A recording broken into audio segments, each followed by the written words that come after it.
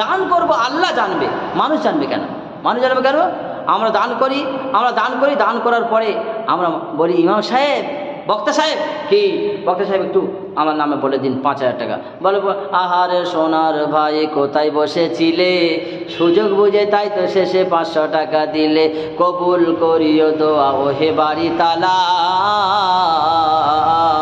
আর দূর করে দিও তার সব দুঃখ জ্বালা।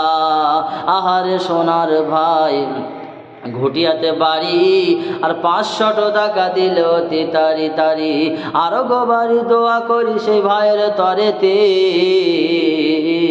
বড়ই খুশিতে রেখো নিজের ঘরেতে, আর বিবি বাচ্চা দিও খোদা মনের মতো তার, চাষে বাসে ব্যবসাতে খায় না যেন মার।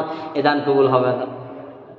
লোকেতে কারো দান, আমি হাজি সাহেব প্রতি বছর মাদ্রাসায় দিই, সবাই জানে, আমার দানের খাতা সবাই জানে, এ দান কবুল হবে না। হাফেজ সাহেব এই নিয়ে রাখুন, আমার আব্বা মারা গেছে 5,000 টাকা, কাউকে বলতে হবে না, এটা রাখুন। আর সাদকাত বুরহান, দান হলো দলিল।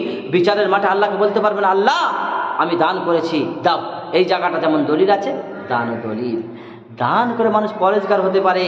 আল্লাহ আপনার প্রতি রাগ আছেন, রাগান্বিত হয়ে আছেন, দান করে দেন, আল্লাহ রাগ পাপ মিটে যাবে।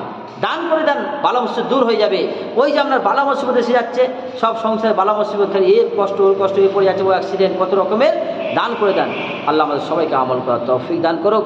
আল্লাহ।